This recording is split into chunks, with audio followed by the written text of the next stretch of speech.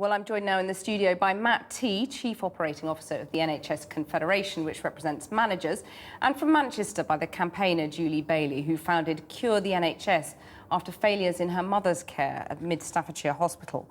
Julie Bailey first, well, you helped expose what went on at Mid Staffs. Today, do you fear now that there are many other instances of care that has fallen dramatically short of what's expected? Yes, very much so, and let's hope now it's all out in the open and we can do something about it. We tried to raise concerns the day the Healthcare Commission report came out in 2009. That's when we began our campaign for a public inquiry. We told Alan Johnson at the time, this is widespread. I went home that night, 400 complaints from these very hospitals that we've heard about today. Well, Matt T, will you apologise for the failings that we've clearly seen today?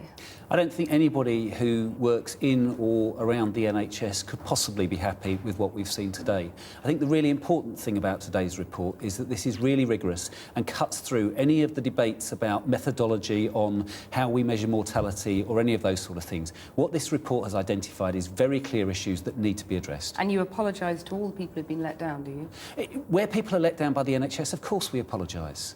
And that has happened in this instance. Julie Bailey, who do you think is to blame, and have they taken responsibility in your view? Well, it's a combination. It's from the ward right the way to Whitehall, to the Department of Health. This has been hidden for years. We told Andy Burnham time and time again that we needed a public inquiry to uncover what was going on. We've got regulators of nurses and doctors that aren't doing their job. So you although we've got a with... small pool, but we've got a situation where we expect nurses to care for patients, and we don't care for nurses, and we don't care for our doctors. So that's the situation we've got. You sympathise with David Cameron pointing the finger at Labour, do you, saying that they stuck their head in the sand and didn't want to hear about failures? Oh, very much so. We campaigned. A small group of mostly elderly people had to stand out in the snow, wind and rain for over 2 years. We had to follow health ministers around the country, and that was no easy task, I can tell you. Getting on buses and standing in a foot of snow one night to have the door slammed on our face. And Andy Burnham will tell you yourself, he just refused to speak to us. We wanted to ensure that people wouldn't suffer like our loved ones did, and that's all we've campaigned for from day one. Because once you've been harmed in this way, that's what you try to do. We want to ensure that it never happens to anybody else again. And that's what we've got to do. And do you believe that today's report has finally got to the bottom of everything, or is there more that you fear has not been exposed yet? Oh, there's a lot more to be exposed there. What we need to know is why the front line aren't able to speak out.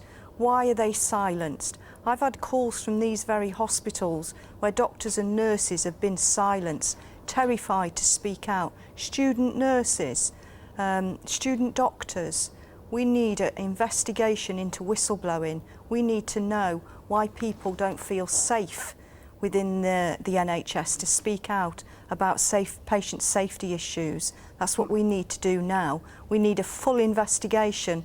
That's the one chink that wasn't examined in the public inquiry. The next thing we need to do is to implement those recommendations from the public inquiry. And the one thing that is vital in all of this, safe staffing levels. Let me just put some of those very valid points to Matt T there. Jeremy Hunt, the Health Secretary, was talking about this being the darkest moment for the NHS. Do you agree with that assessment? And Julie Bailey there? Look, it's certainly a bad day for the NHS when these sort of weaknesses are revealed.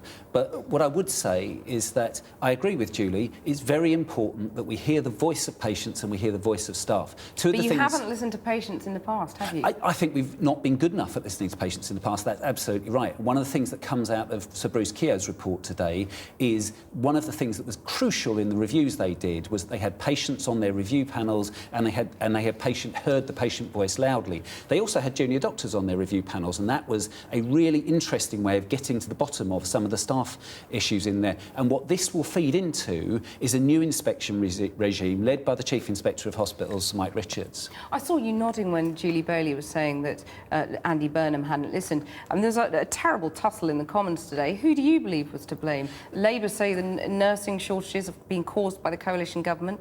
The government says it was Labour's fault. I was nodding because I was agreeing with Julie's point that she and others weren't listened to. Today is a really challenging day for the NHS, and I don't think it's actually helped when politicians descend into point scoring. I think there are much bigger issues here than which party was responsible.